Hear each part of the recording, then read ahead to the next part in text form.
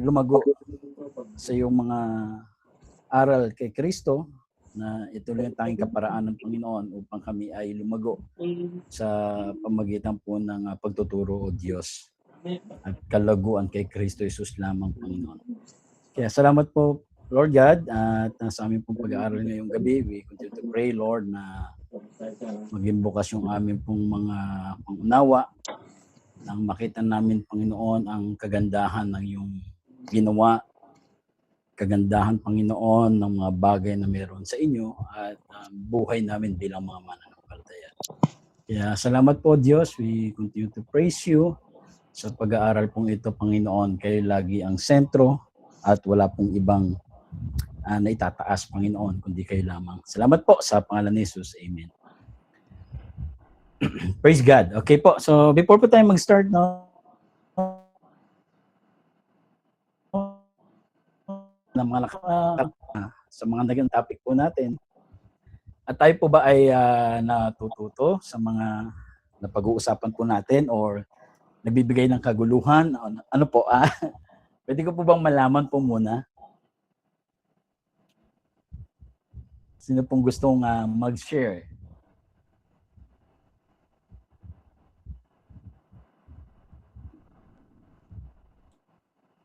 Ano po yun, Pastor? Please. Yung ano po, kumusta po from nag-start po tayo? Tayo po ba ay may mga, of course, no, lumalago po ba tayo sa pinag-uusapan po natin or baka may mga confusion na kailangan po nating maintindihan? So, kumusta po ang ating pag-aaral? Yun po ang ating munang tanong. So, sige po, share po natin. Ayan po, Pastor, ako po since tayo po ay talagang nag-aaral ng salita ng Panginoon, ay sa totoo po talaga, Pastor, ay hindi po madali. Kasi every time po na talagang makikita ko yung mga mensahe na yon at maririnig ko, and then yun nga po na kailangan talaga natin ay i-apply sa ating buhay, talaga pong may test po talaga, Pastor. Hindi po talaga tayo exempted sa test na yan. Kaya sabi ko, oo nga, pero sa totoo ay talagang hindi po talaga magpapabaya ang ating Panginoon. Binibigyan niya po talaga tayo ng una ng wisdom para maintindihan natin ng lubos yung mga naririnig natin, yung mga tumatatak sa atin na mga salitang ating napapakinggan buhat sa katulad niyo po, Pastor, na itinuturo niyo sa amin, ay talaga pong mga kapatid ay sa nararanasan ko, sabi ko, ito yung nabanggit ni Pastor. Ito pala yun. Kaya sinasabi ng Panginoon na matuto ka, mag-aral ka. Kasi kakailanganin mo nga iyan. Kaya hindi po aksidente na bawat salita na mapapakinggan natin buhat sa tagapagpahayag ay sabi nga ay ito ay plano na ng Panginoon at niluloob talaga ng Panginoon sa bawat isa sa atin. Mayroon po talagang word na talagang tatatak po talaga sa atin eh. Ayun po, Pastor, ang aking nararanasan. Salamat. Amen po and salamat po sa inyo. Praise God po. So, purihin po ang Panginoon po sa mga salita pong yan. Tanong ko lang din po, no, sino po dito yung dating parang takot siya doon sa kanyang buhay mananampalataya siya, na parang pakiramdam niya ay i-reject siya ng Lord pagdating ng panahon, na nabago na yung pananaw niya ngayon at nagkaroon na siya ng established na ang kanyang, naging stable na yung kanyang paniniwala na ang nasa Lord ay hindi na pwedeng mapahiwalay pa. Meron po ba na sa atin na ganun ang isip noon? Ako po, Pastor. So, napanatag na po kayo na kayo ay hindi bibitaw na ng Lord. Yes po, Pastor. Andun na po ako sa ano na yon, sa punto na yon ng pananampalataya ko dahil may naranasan na po talaga ako na yung alam niyo yung tutumba ka na talaga, ayan na tutumba na, as in tagilid ka na, pero andun nga po yung kapangyarihan talaga ng Panginoon kapag na-realize mo yung mga salita na talagang napapakinggan natin, ipapaalala po sa atin talaga ng Panginoon. Kaya nasabi ko po iyon na hindi aksidente na yung mga salita na napapakinggan natin at nababasa natin, sabi nga ay basta aksidente lang, hindi po eh.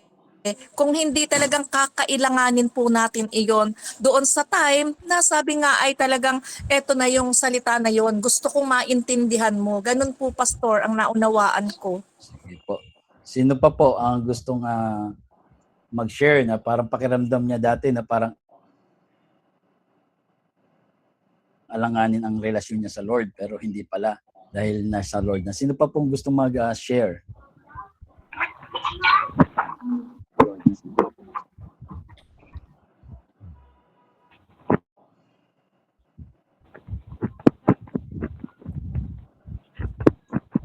Sige lang po. Share Amen po, natin. Pastor. Pastor.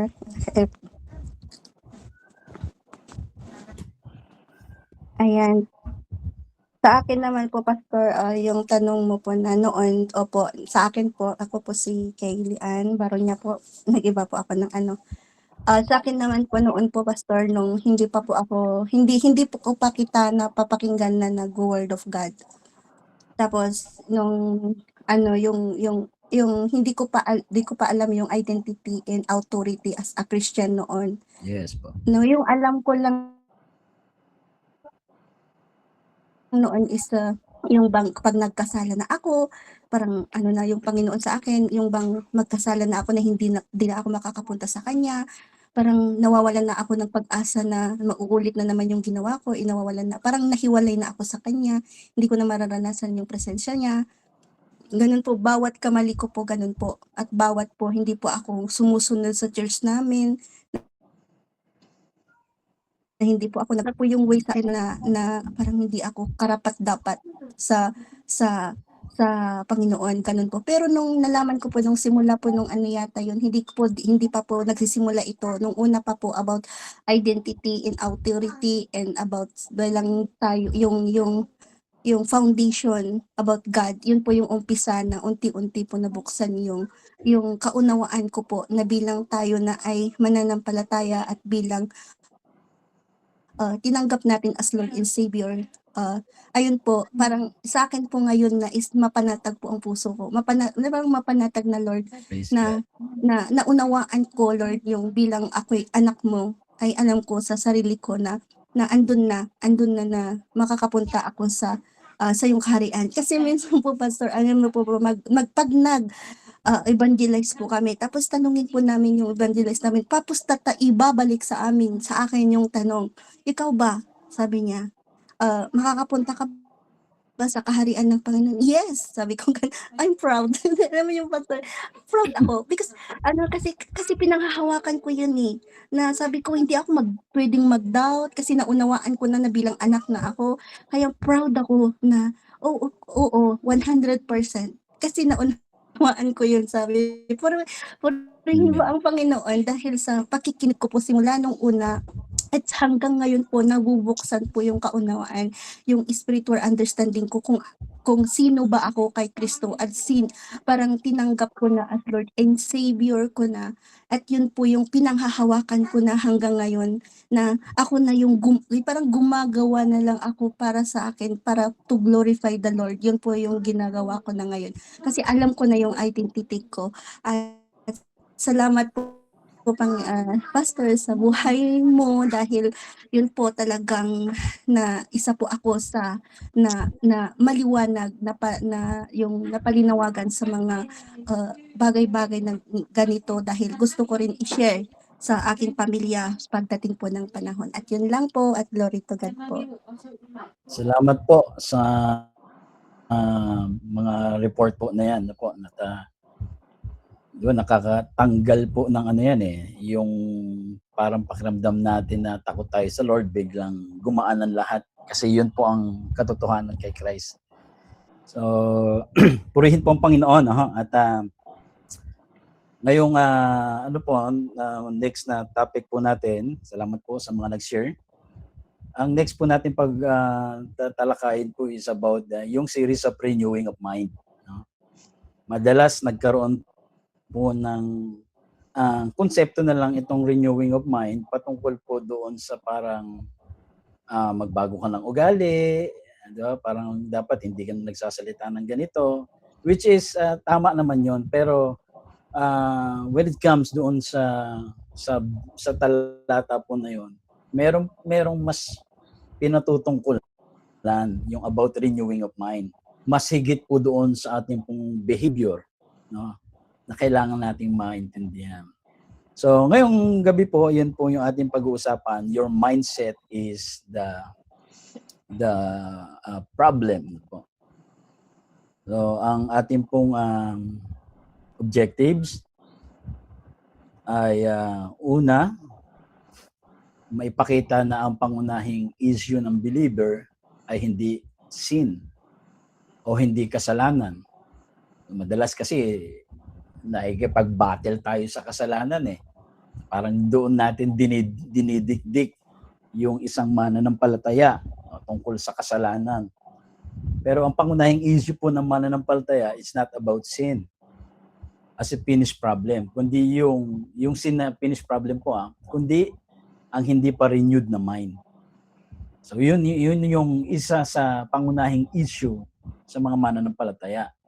Na kailangan may pakikita po natin na ang pinaka-problema talaga ng mananampalataya yung hindi renewed yung mind.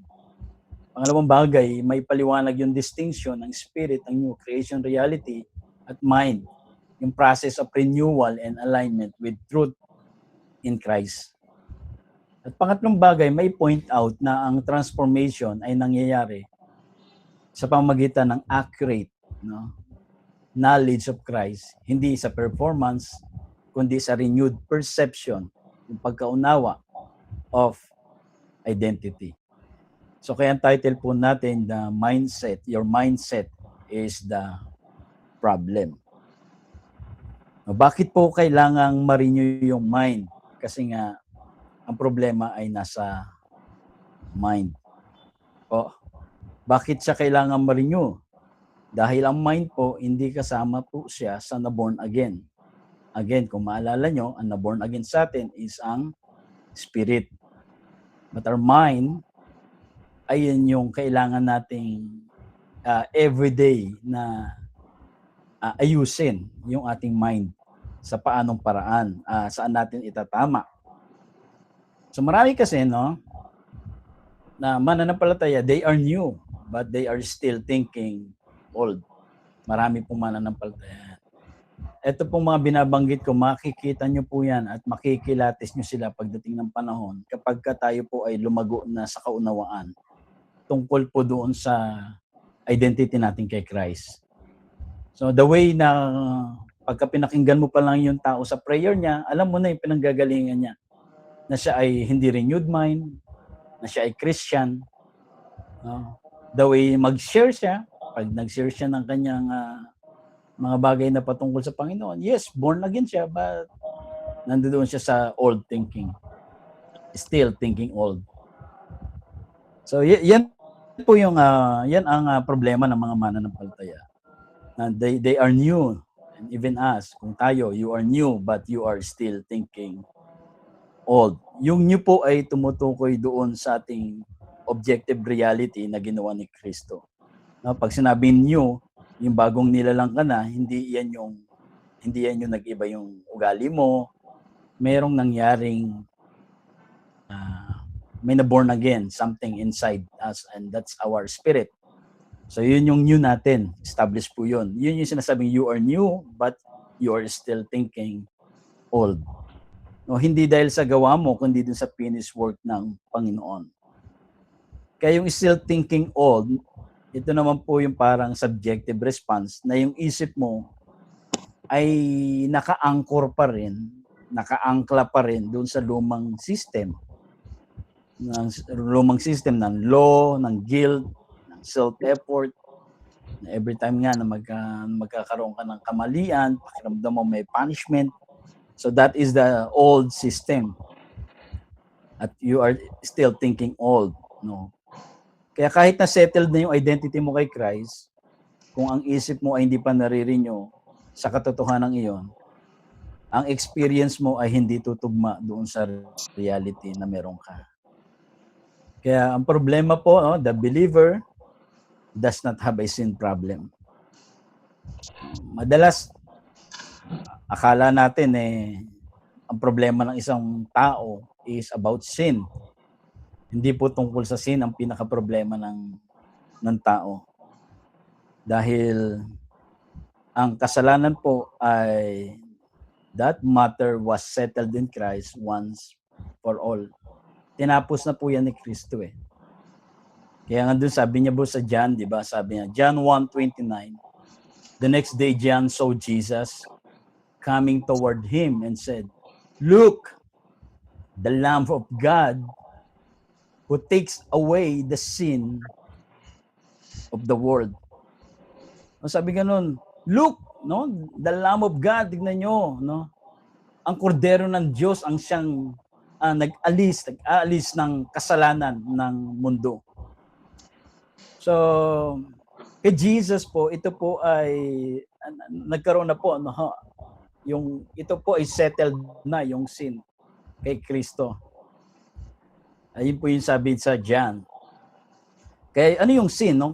Kung papansinin niyo dito, no, yung salitang ginamit po is takes away the sin.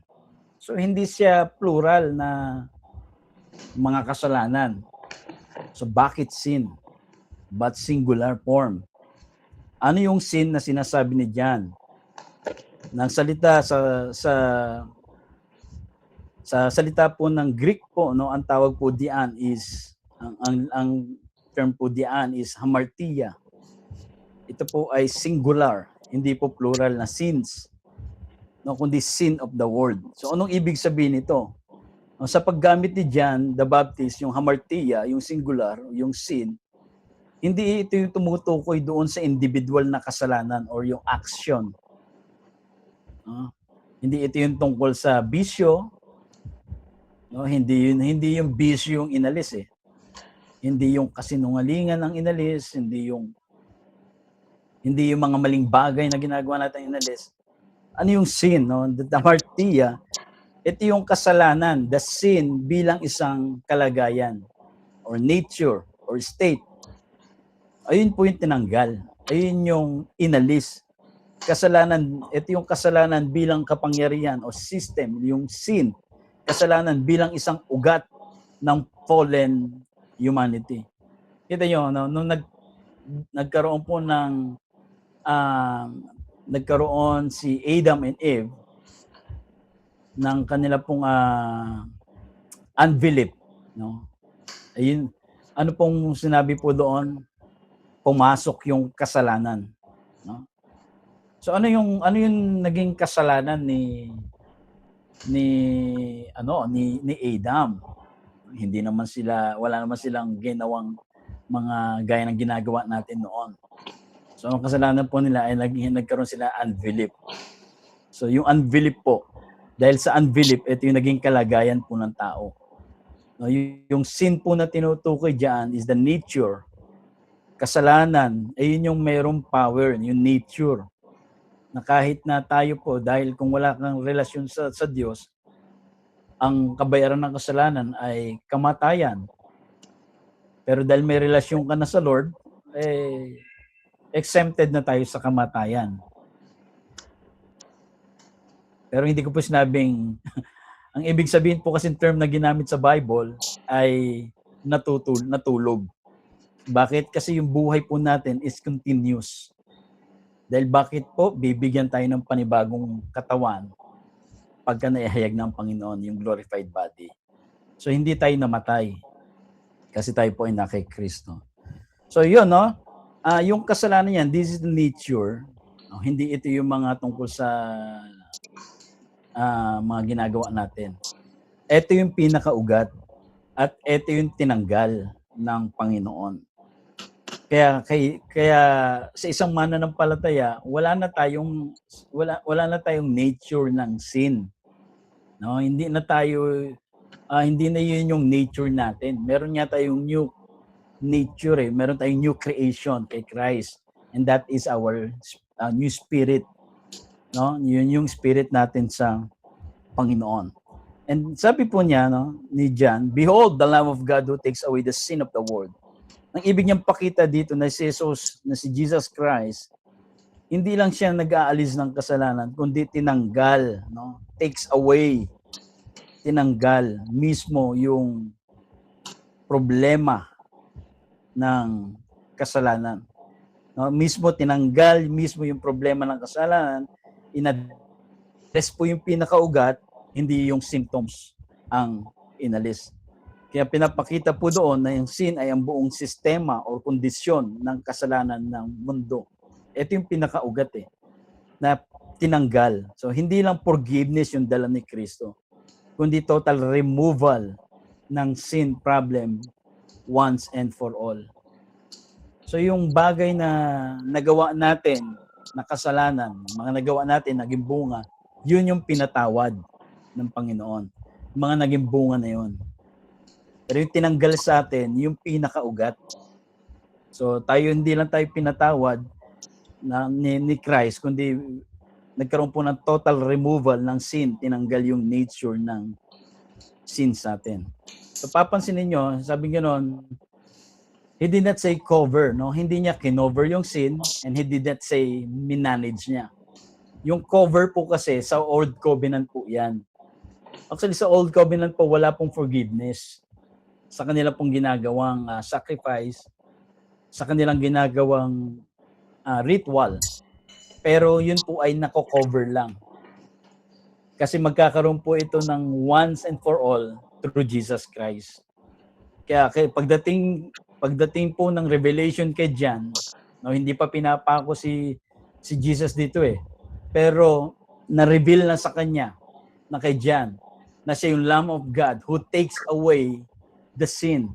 Hindi niya i-cover, hindi niya i-manage. So hindi niya ma-manage. He said takes away, no, inalis, tinanggal.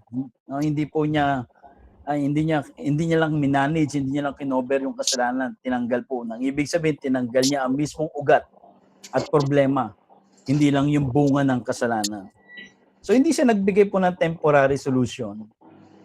Ang binigay niya po is the complete and final resolution sa kasalanan sa pamamagitan ng krus. Nang ibig sabihin po sa ginawa ni Kristo, ang usaping kasalanan ay hindi na patuloy na inaayos, kundi tinapos na po. Tapos na kay Christ. And again, ulitin ko, no, nabanggit ko before, na yung kasalanan mo noon na hindi ka pa nakakilala kay Jesus at kasalanan mong magagawa bukas man, kung makagawa ka man ng kamalian o sa mga susunod, yun po ay parehas na future sin. Bakit?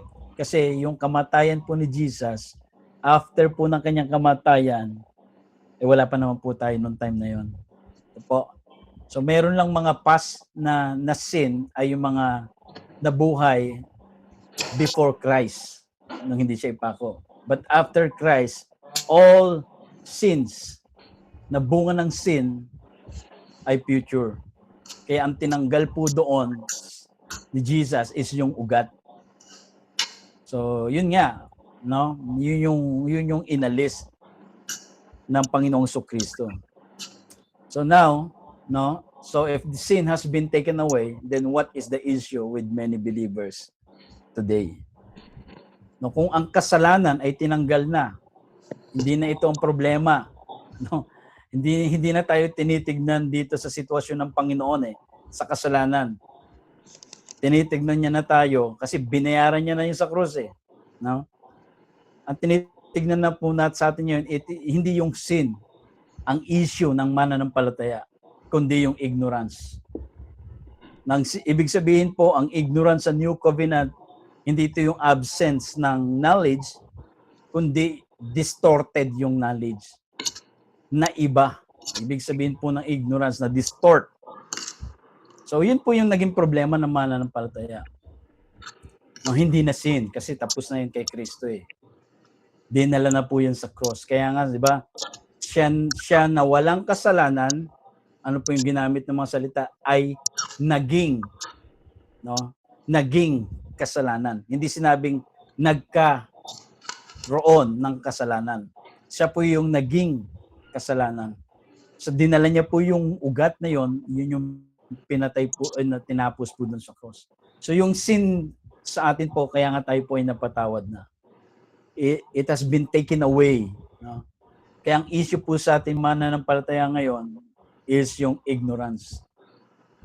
Yung kamangmangan, no? Pag sinabing kamangmangan, hindi ibig sabihin wala yung kaalaman, kundi hindi niya alam yung tunay na tunay o yung katotohanan. No, nagkaroon po ng distorted at marami pong mananampalataya na nasa ganitong state. Kaya nga sabi ko sa inyo kanina, pag tayo po ay lumago na sa kaunawaan, sa patungkol po kay Kristo, malalaman po natin kung yung kanya pong mind has distorted, no, yung kanya bang mind is hindi niya kilala yung Christ niya talaga, hindi niya kilala yung sarili niya, although kahit na 10 years na yan sa church, kahit pa pastor, no? Ayun po nakakalungkot. Kahit po may mga still, no, may mga bishop, pastors, the way kung paano sila mag-post sa kanilang mga na Facebook, pagka kayo po ay naunawaan niyo yung truth, makikita niyo yung mga sinishare po ay outside doon. Ito ay distorted. Ibig sabihin na iba yung katotohanan. Ang problema po ng maraming believers ay hindi sila kulang o empty. Pero sila po ay puno, pero meron silang wrong framework. Marami silang alam na verses, may mga alam silang doctrines, pero ang lens nila ay hindi Christ-centered. So marami pong ganyan. Po, na hindi si Kristo, although nababanggit si Christ, pero kung pag-uusapan mo ang nahayag ay ang namamagnify ay hindi si Christ, although Bible ang pinag-uusapan. Nahayag yung ministry,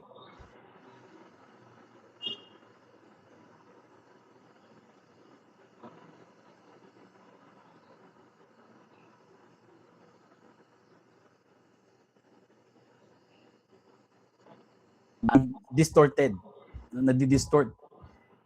Na kahit na meron pong alam na verses, yung framework ay wrong, no? Wala yung lens po ng Panginoong Kristo. Kaya kahit na may knowledge, hindi ito nagpo-produce ng freedom, kundi bondage pa rin. Kita nyo, still may mga mananampalataya, they are feeling nila in the position na nasa bondage sila. Pero ang katotohanan, ayon sa sinabi ng Panginoon, ang pinalaya na kay Kristo ay ganap ng malaya. So we are free indeed. Hindi na tayo bondage. Kaya ang tunay na ignorance ay hindi mo makikita ang sarili mo kung paano nakikita yung Ama kay Kristo. So yun po yun. Pag sinabi kong ignorance, hindi mo nakikita yung sarili mo kung paano ka tinitignan ng Panginoon. Na kahit na ikaw ay kaisa na ng Panginoon, pero pakiramdam mo, malayo pa rin ang Diyos sa'yo. So, ganun po, no? Yung isang bagay na kamangmangan sa harapan po ng Panginoon. Kaya maling paniniwala ay nagpo-produce po ng maling pamumuhay, hindi dahil kulang ang ginawa ni Kristo, kundi hindi na unawaan ang katotohanan kay Kristo. Kaya marami pong paniniwala, still, hindi nagpo-produce sila ng mga maling pamumuhay, maling response sa Panginoon, maling trato nila sa Diyos, na para ang tingin pa rin sa Diyos ay isang boss na pag nagkamali ka, you are fired. So yan po ay distorted. Yan po ay kamangmangan sa Panginoon. So yan po ang issue po ng mga mananampalataya. Kasi bakit po, no? Sabing ganun sa Hosea, my people are destroyed for lack of knowledge. No, lack of knowledge po ang sabi. Sabi ganun, my people destroyed for lack of knowledge. Hindi po lack of prayer. Hindi po lack of fasting, but lack of knowledge. Yun po yung sinasabi po, no, ng salita. Meaning, that means a man can be born again. Yes, no? Pwede siya ma-born again, genuinely saved, talagang saved siya kahit anong mangyari. siya'y nilinis sa kasalanan, magitan ng dugo, but still live as if nothing has changed. Bakit kaya? Why? Kasi nga the mind has not been renewed. Maaaring ang isang tao po ay tunay na born again, hindi natin mako-question yon. Kung siya po ay nag-response talaga sa Panginoon, ganap na bago po, nagkaroon niyang ng new spirit po yan. At ganap pong tinanggap at ganap na nilinis. Pero nabubuhay pa rin na parang walang nangyari. Hindi dahil kulang ang ginawa ni Kristo, kundi dahil ang kanyang isip ay nakaangkla pa rin doon sa lumang pagkakilala sa sarili. Kaya ang problema po ay hindi ang kanyang kalagayan sa harap ng Diyos, kundi ang kanyang paniniwala tungkol doon. Kaya kahit tapos na ang gawa ni Kristo, hindi ito nagmamanifest sa kanyang buhay. Dahil ang isip niya ay hindi sumasang-ayon sa katotohanan na kung anong meron siya. Minsan nagre-resist yung mind na sinabing, you are righteous ka na holy ka na Hindi, may nagagawa pa akong mali, hindi ako holy. Hindi ako righteous, nagkakasala ako So yun yung mga senyales na hindi renewed ang mind. Pero born again po sila. No?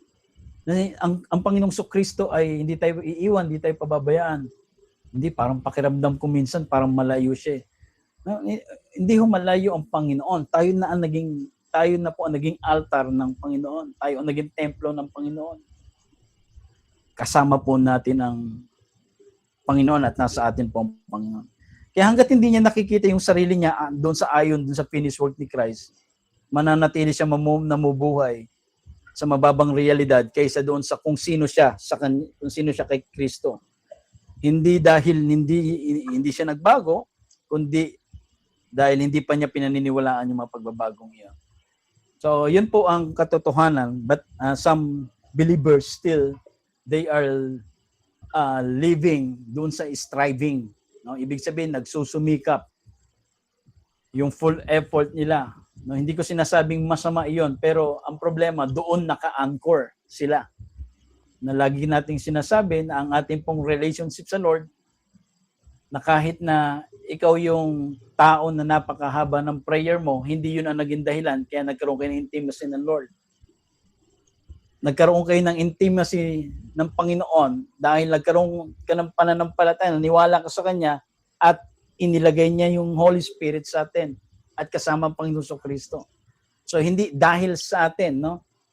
Hindi dahil ang God ang nag-initiate na tumira, mag-dwell sa atin. So wala pa tayong ginagawang prayer noon pero tinirang ka. So yun yung pinaka-intimate, no? It's not about the prayer, it's not about the fasting. But I'm not saying na ito po yung mga maling bagay, no? Pwede po natin gawin po 'yan, tama yung mga 'yan. Pero hindi natin i-anchor diyan yung ating pagiging close sa Lord. Bago pa tayo mag-pray, bago ka pa mag-fasting, you are still in the position na yun yung identity natin kay God, no? Tayo po ay close na sa Lord. Tayo po ay merong union. Pinaging isa. Pero ano po ang senyalis ng hindi na renewed yung mind? Malayo ang Panginoon sa akin. Yung parang pakiramdam na parang hindi ako pinakikinggan ng Panginoon. So yan po ay hindi renewed na nakaisipan. So kaya kailangan po siyang ma-renew dahil hindi niya nakikita yung sarili niya ayon doon sa finished work ng Panginoon. Kaya sabi doon sa Romans chapter 2 verse 12 verse 2, na sabi ganoon, and be not conformed to this world, but be transformed by the renewing of your mind, so that you may prove what is that good and acceptable and perfect will of God. So lahat pong yan ay pumapatungkol kay Kristo po. Yung mga bagay po na yan. So kaya ang problema po ay hindi yung sin. No, hindi po sinabi ganoon. Hindi tayo na-transform by prayer and fasting, but it says be transformed by renewing of your mind. Kahit na tayo po yung pinakababad sa panalangin na tao, pinakamahabang panahon nag-fasting. Pero pag hindi na renewed yung mind mo doon sa reality na meron ka kay Christ, ay hindi ka pa transform. Bakit? Nandun ka sa position pa rin na hindi mo alam yung kalagayan mo kay Christ. So, yun po yung isang bagay na nakalulungkot sa mga mananampalataya. Kaya kailangan pong gaya ni Paul, inihayag niya yung katotohanan sa kanyang sa mga churches niya pong pinupuntahan. And sabi nga noon, so the problem is not our spirit. Hindi yung spirit natin ang problema. Bakit? Our spirit is recreated. Bago na po ito. Your spirit is righteous. Your spirit is perfected and forever. Ang problema po ay hindi yun nasa espiritu mo, dahil ang espiritu po natin, ito ay recreated na meron na tayong new spirit. This is righteous na. Ito yung sinasabi ko noon pa, no? Kaya tayo righteous because we have a new spirit. Yung new spirit na yun, yung righteous, at yung new spirit na yun, yun yung totoong ikaw. Hindi ito yung, pastor, nakagawa ko na mali eh. Balik ka nga dun sa new spirit na meron ka. So hindi na magigiba po yun. And that's our reality in Christ. Kaya nga kailangan ma-renew yung mind. Bakit ba nakakagawa ng mali? Kasi hindi renewed yung mind. Sino ba nagdidikta makagawa ng mali? Yung ating isip. Yun po ang problem na po, wala nang kulang at wala nang dapat ayusin. Pero ang mind natin, pwede pa rin may dala na lumang information, lumang paniniwala, lumang pagkakakilala sa sarili, na hindi tugma sa kung sino ka na ngayon kay Christ. So lagi nating itutugma, lagi nating i-check kung ito ba yung katayuan ko kay Christ. Kaya napaka-importante po yung mga pinag-aralan natin ng nakaraan about our identity. Kung gusto nyo balikan, aralin po ninyo yung patungkol sa identity natin. Ito yung mga bagay na meron tayo kay Kristo, and that's our position in Christ. Ayan yung mga inherit natin kay Kristo. Hindi po yan mawawala. Kaya ang isang mananampalataya po, nasa kanya po ang spiritual gifts ng isang yung fruit of the Holy Spirit, nasa kanya po yan. Hindi pa lang darating. Dahil yung fruit of the Holy Spirit is the Holy Spirit itself. At yung Holy Spirit na yon, nandun nga katahan sa atin nga eh. So kasama yung Spirit po natin. So hindi po yun, ayun yung establish at hindi na mawawala pa yon. Hindi na mananakaw po yun. And that's our reality kay Christ. So yun po, no, may mga lumang paniniwala, kaya nagkakaroon po ng disconnect. Parang disconnected kay God. Perfect na yung spirit niya, pero experience niya ay parang nakadepende pa rin sa hindi renewed na isip. Kaya hanggat hindi naaayon ng isip ng isang mananampalataya sa katotohanan doon sa finished work ni Christ, ang buhay ay laging magre-reflect pa rin yung lumang beliefs.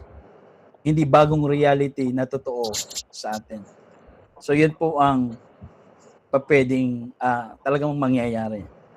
So meron po tayong but our mind but still carries yung old information, no? Dala-dala pa rin yung lumang information. Kaya kailangan nga ma-renew, sabi sa Bible. Dahil ang naging perfect is the spirit, but our mind, kailangan yung mind mai-anchor doon sa spirit na meron tayo.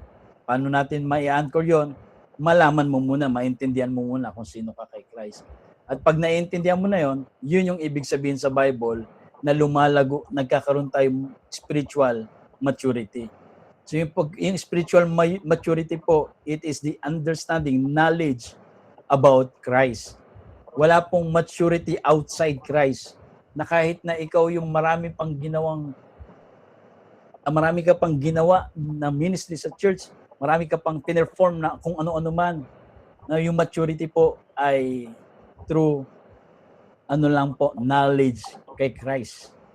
Outside Christ, wala pong maturity. Hindi po nag-grow. Hindi po nag-grow yung knowledge, yung understanding ng ating pong mga spiritual. Yun po. So, amen. So, nandiyan pa po ba tayo? Nasusundan pa po ba ako? Hello po. Andiyan po ba tayo, mga kapatid? Amen. Amen. So, praise God. Amen po, pakinggan Pastor. natin Nakikinig ito. po kami. So, salamat po. And now, no, you have a new nature. Pero meron tayong unrenewed mind. That's why you see a believer parang still struggling. Bakit ba nag-i-struggle pa rin sa sin? Kasi nandun siya sa position pa rin na sinner siya. Still condemning himself. Na parang pakiramdam niya lagi, hindi ako worthy sa Lord, hindi ako karapat-dapat. And still thinking he is a sinner. So yan po. No, pero meron pong new nature, but yung unrenewed mind niya po ang problema ng isang mananampalataya. No, hindi dahil daw po yun talaga siya, but because he has not learned who he is. Hindi niya po na unawaan kung sino siya. Kasi marami pong mananampalataya after pong makakilala sa Panginoon, hindi na ipakilala yung kanilang katayuan kay Kristo. Basta ang alam lang, nagkaroon ka ng relasyon sa Lord, may relationship ka sa Lord, mabuhay ka ngayon bilang isang may relasyon sa Panginoon. So, ngayon, magsisikap siya ngayon na gawin yung mga bagay na akala niya na magiging dahilan para masabi siyang nabubuhay siya doon sa relasyon sa Panginoon. So, kaya nagkakaroon po ng struggling. Kaya parang pakiramdam niya, pag hindi na nagawa isang bagay na to, pakiramdam niya sarili niya, hindi niya napapatunayan na yung relationship niya sa Lord. Kinokondemn niya yung sarili niya, still thinking he is a sinner. Parang gano'n po mangyayari. Kasi hindi na-introduce din yung Kristo, yung nangyari doon po sa pananampalataya natin, kung ano nangyari din sa atin after ng pananampalataya kay Christ. Kaya yun po nangyari. Maraming mananampalataya, hinanap po nila sa kaparaanan na alam nila, at yun din ang tinuro sa kanila. Kaya nagbabad sa prayer, guys, sabi ko, hindi masama yan, dapat ginagawa natin yan.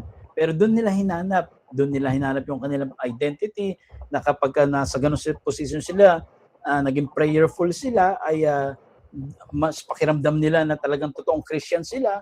So, doon na hinanap. Kaya nangyari, nagkakaroon po ng struggle. Ang problema talaga, hindi niya nakilala kung sino siya kay Kristo. So, yun po yung bagay na pinag-aaralan po natin. Ano po? Kaya ang issue po ay hindi yung pagbabago ng nature, kundi yung pag-alay ng isip sa katotohanan ng bagong identity na matagal nang ibinigay sa kanya dun sa finished work ni Christ. So you don't behave your way into righteousness. You believe your way into right living. No, you don't behave your way into righteousness. So hindi ka nagbe-behave para maging masabi pong merong tinatawag na righteousness. Naniwala ka, no? You believe your way into right living, no? You are not made right with God through performance or effort. Instead, yung righteousness po ay na-receive po natin as a gift in Christ. And from that identity, nag-flows doon po sa right living. Pag naintindihan po ng mananampalataya first ang kanyang identity, mabubuhay po siya ng tama. Mabubuhay po siya ng nakaayon doon sa kalooban po ng Panginoon. Kaya kapag ang isip niya ay naka-align kung sino siya kay Kristo, ang pamumuhay ay nagiging natural na sumusunod sa katotohanan ng iyon. So hindi struggling, hindi siya nag-i-struggle, kundi nabubuhay siya dahil alam niya muna yung identity niya at yun yung naging dahilan para mabuhay po siya ng tama. Kasi nga sabi, di ba, sa verse, as a man thinks, so he becomes in experience. So when a believer still lives in sin consciousness, it is not because sin is powerful, but it is because knowledge is lacking. Kapag ang isang mananampalataya nabubuhay pa rin sa sin consciousness, ano yung sin consciousness? Ito yung parang pakiramdam niya na siya ay makasalanan pa rin, siya ay ganito pa rin. So puro sin pa rin, no? Nagkamali pa rin siya. So that's our sin consciousness. Na hindi dahil powerful yung sin, kasi nga wala nang power ang sin eh. Na-settle na yun dun sa cross ni Jesus. No, it is not sin is powerful. Hindi makapangyarihan ng kasalanan dahil sa cross tapos na ito kay Kristo. Ang tunay na issue ay hindi yung power ng sin, kundi yung lack of revelation kung sino siya. Kaya ang kasalanan ay parang mas may boses lang sa isip kapag ang katotohanan ng finished work ni Kristo ay hindi fully nauunawaan at pinaniniwalaan. Ibig sabihin, hindi presence of sin ang nagdodomina, kundi absence of the settled truth. Hindi mo kasi kilala kung sino ka kay Kristo. Kaya parang pakiramdam mo, sinner ka pa rin. So yun po ang kadalasan nangyayari po sa mga mananampalataya. Ang mananampalataya, he will be trying to become what he already is. Yung righteousness, ibinigay na, parang pinagsisikapan pa magiging gagawa ng mga bagay para maging righteous siya sa Panginoon, gagawa ng mga bagay para i-accept siya ng Lord, gagawa ng mga bagay para pakinggan siya ng Panginoon, gagawa ng mga bagay para maging qualified sa Lord. So he will trying to become what he already is. Lahat ng mga bagay na inaasam ng isang mananampalataya na gano'n, yun po ay gift na ho sa atin, ibinigay na po sa atin. And that's our identity in Christ. So hindi ko sinasabing, okay, gumawa na tayo ng mali. No. Pag naunawaan mo na yung position mo, yung tamang pamumuhay, kasunod po yan. Hindi mo pipiliin ngayon yung, ba't mo pipiliin ngayon yung mali kung alam mo na, kay Christ, righteous na ako eh. So hindi ko nabuhay yan. Nakikita nyo po yung kabaliktaran, no? Kumpara doon sa isang mananampalataya, is trying to become good para maging righteous siya sa paningin niya. Pero yung righteousness ay it is already nasa atin na. Given na po, binigay na po sa atin yon. So mauuntindihan mo that you are a righteous person na. Ngayon, dahil alam mo righteous person ka na, lalakad ka bilang isang righteous person. Matututo ka na ngayong mag-say no doon sa mga bagay na hindi naman naka-align doon sa truth na meron ka. And some Christians, he will be asking God for what God has already given. May mga binigay na po sa atin ng Diyos, but some Christians, they still asking. No? Asking for the presence of God, asking for the favor of God, asking for the breakthrough. So lahat po nang yan nasa atin na eh. So bakit hinihingi ng mananampalataya? Kasi nga hindi niya alam. No? May mga ganon. May mga prayer minsan na nanghihingi tayo ng victory sa Lord. Lord, hinihingi namin yung tagumpay ng gawain. Mga kapatid, yung katagumpayan po ni Kristo nasa atin na we are living in a victorious life. Yung victorious person na po tayo. Kaya tayo ngayon, gumagawa tayo doon sa position that we are victorious na kahit anong maranasan natin, daanan lang natin yan because we are already victorious. We are more than conqueror sa harapan ng Panginoon. And that's our identity kay Christ. So yun po yung isang bagay na hinihingi minsan, pero nasa atin na. Kaya nga dapat po every time tayo po magpipray, it's about yung relationship na lang natin sa Lord. Lord, salamat dahil alam ko may problema ako, pero isa sa mga identity ko, ako'y pinagtagumpay mo na, Panginoon. So, salamat. Dadaanan ko yung mga yan dahil alam ko may katagumpay na ako. Lord, salamat, may breakthrough na kami, Panginoon. So, hindi pa lang parating po yung breakthrough. Na po, matagal nang ibinigay sa atin yun. I-manifest natin through understanding. Kapag naunawaan mo na, alam niyo po ba, breakthrough? No? Ang pinaka-breakthrough po natin ay yung tayo po ay naialis sa kapangyarihan po ng kaaway.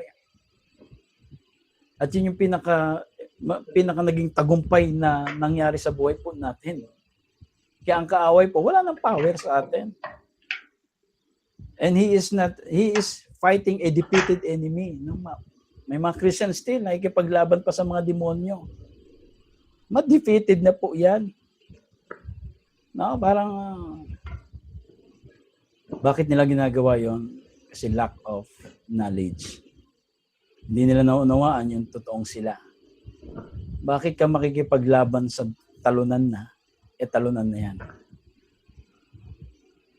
Yun po yung isang bagay na minsan nagiging buhay ng mga mananampalataya Hindi natin masisisi kasi nakasanayan nila. Hindi na-introduce sa kanila yung identity nila kay Kristo. Kaya nandun sila sa position na kailangan nila mag-perform. Pero ang tunay pong kaaway po ay ng tao, ang stronghold talaga ng kaaway, yung mind lang po natin. Kaya nga sabi, cast down nasa mind. So that's it. Yun yung bagay na kailangan natin maintindihan. Ito po. And that's the problem. No? Ang solution po is teaching. With teaching, the old files will be deleted and new one will be installed. So anong solution po? Ang solution po kailangan maituro. Kaya ito yung ginagawa po natin. Kaya marahil siguro yung iba sa inyo, ngayon nyo lang naririnig na medyo, alam ko, may mga some past, nagre-resist sa mind nila, pero battle yan eh. No po, dahil bakit? Kasi parang bago sa pinakikinggan natin, pero ang katotohanan, ay ito rin po ang mga preaching ni Paul doon sa mga churches na kanya po napupunta.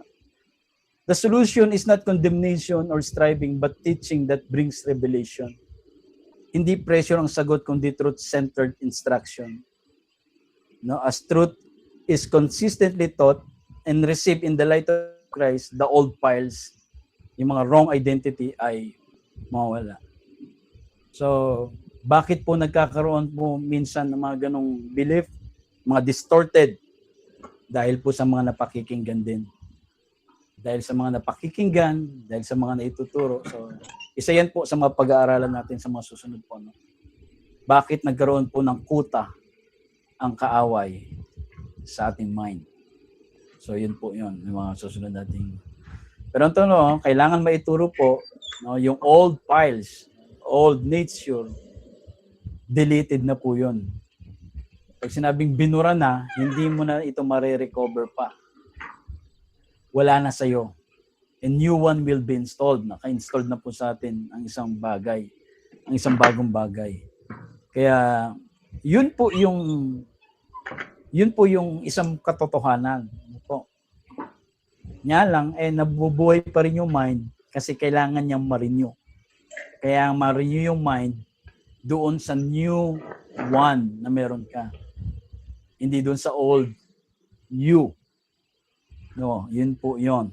Kasi yung sin consciousness at performance-based thinking ay unti-unting na-override. Parang system upgrade yan. Lumang data na napapalitan ng bagong truth. Kaya yung new internal framework is installed. Naka-align na yan sa finished work ni Jesus. Habang naririnig yung mind, ang buhay ng believer ay natural na nagre-reflect yung reality na matagal nang totoo sa kanyang spirit kay Kristo. So dito po sa ginagawa po natin, pinalalaya tayo dahil matagal na tayong malaya kay Christ. Matagal na po tayong malaya but still some Christians nasa bondage pa rin sila. Bakit? Hindi nila alam yung truth. Pero habang nauunawaan ang mananampalataya yung truth, doon nila nararamdaman, teka lang, tagal kong pinaniwalaan yung bagay na yun. Eto na pala ako ngayon sa Panginoon. Tagal kong pinaniwalaan na pagdating ng panahon, dahil nagkasala ako, nagkamali ako, pagdating ng panahon, sabihin sa akin ng Panginoon, sino ka? Pero ang totoo pala, nakatahan na, nakasama ko na ang Panginoon.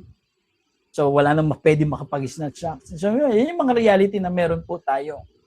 But the old files still, no, yung old mind, nag-i-speak kasi yan eh. Hindi, ganyan. Kasi nga, may mga na-imbak yan. No, na-imbak na turo, yan, mga imbak na doktrina. So, kailangan ma-renew. Kaya yun ang ginawa. Yun yung ginawa ni Paul. No? Dahil bakit itong mga Jews ay nasa system ng law, ng guilt, ng condemnation. Nasa system po sila. Ang kanilang pinanggalingan is ritual. Ang pinanggalingan nila is performance. Para maging righteous ka, do good, do better, do more. Para i-bless ka ng Lord, do this. Para dumating ang umaapaw na pagpapala sa iyo, kailangan meron kang ibigay. So yan po ay old system. Kaya yan yung binibreak ni Paul. sa mga mananampalataya. Meron na kayong new person, meron kayong new reality kay Christ. Amen.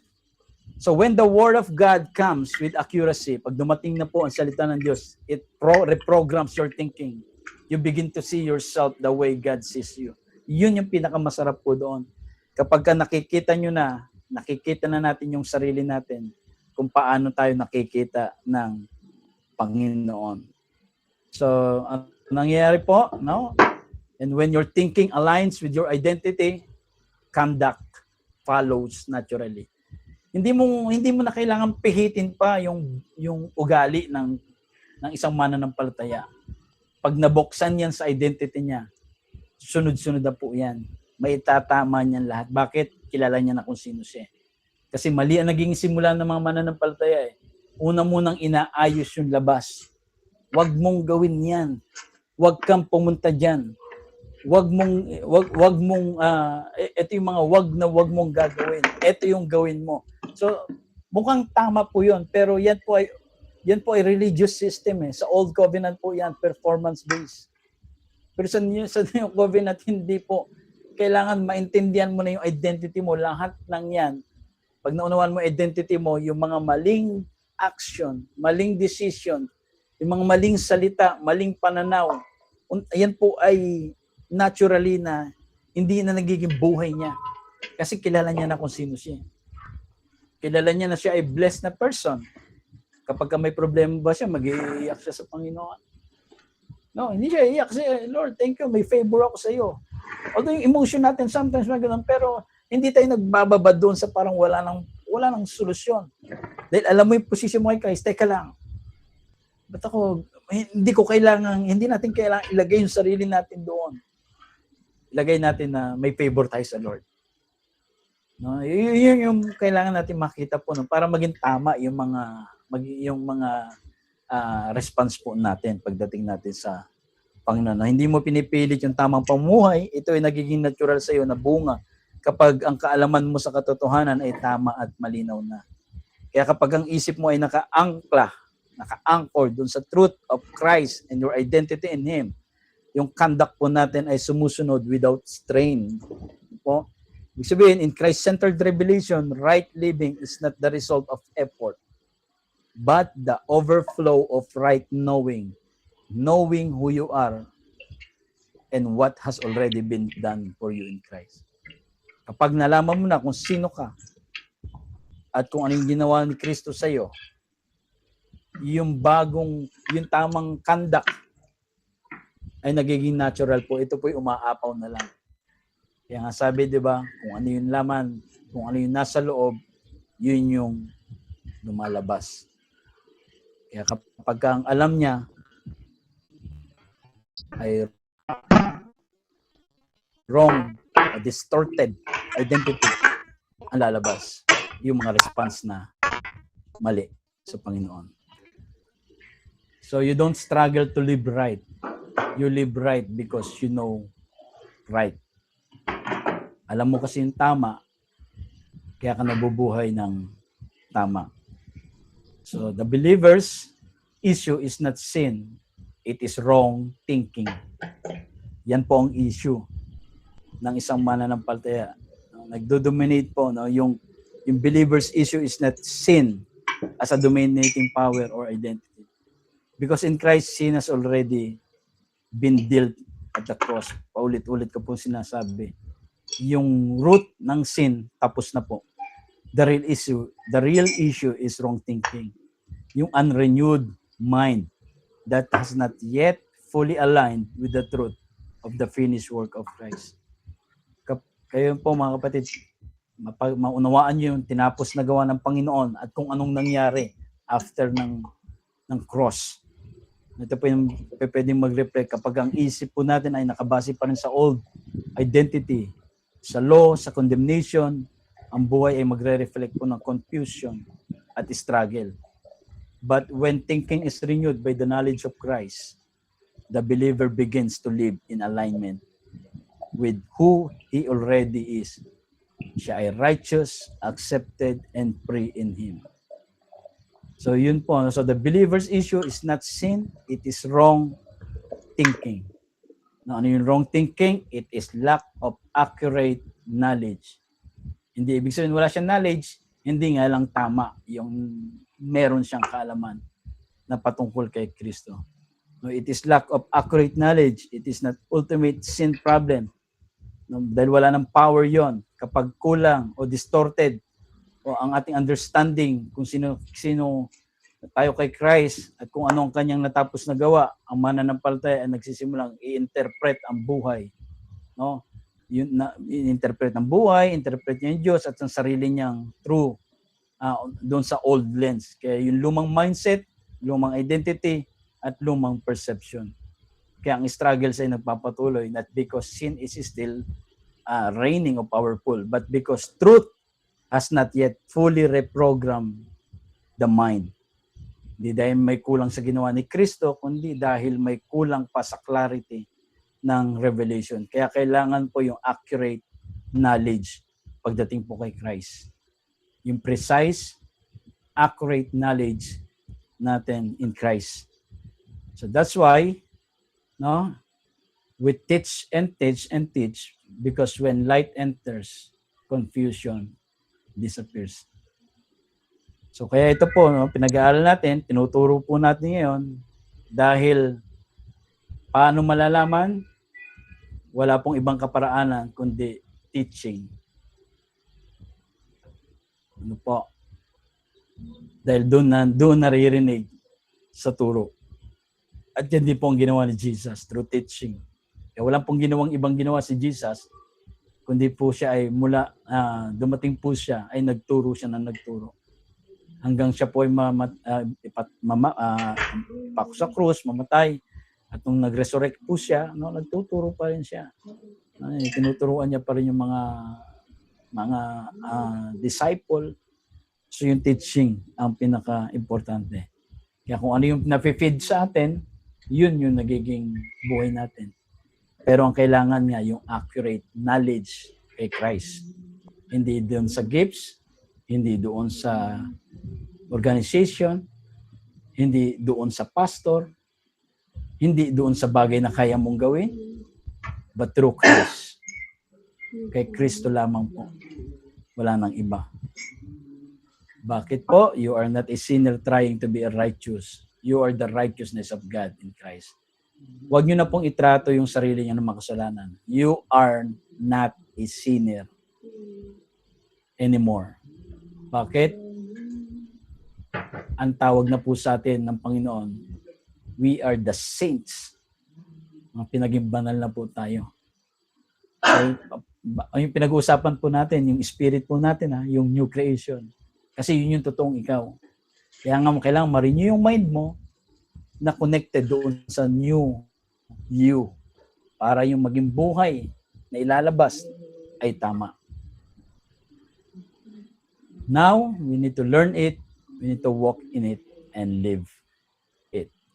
So, nawa po ay naging malinaw po sa atin about renewing of mind. Our problem, yung mindset po natin. So let's pray. Lord Jesus, marami pong salamat muli na ang gabi pong ito ay kayo po ang siyang pinag-usapan namin. Yung bagay na ginawa niyo sa cross, yung bagay na ginawa niyo sa amin, at kayo ang siyang sentro ng lahat ng ito. Dalangin po namin, Panginoon, na patuloy kaming manatiling mag-aral doon sa accuracy and precise knowledge of Christ. Yung tungkol kay Kristo lang, Panginoon. Dahil yun lang, Panginoon, ang tinuturo niyong pwedeng makapagpalago sa amin. Kaya salamat po. Pinupuri ka namin, Panginoon. Sa pangalan ni Jesus. Amen and amen. So praise God po, mga kapatid. Tayo po'y napagpala na ng Panginoon.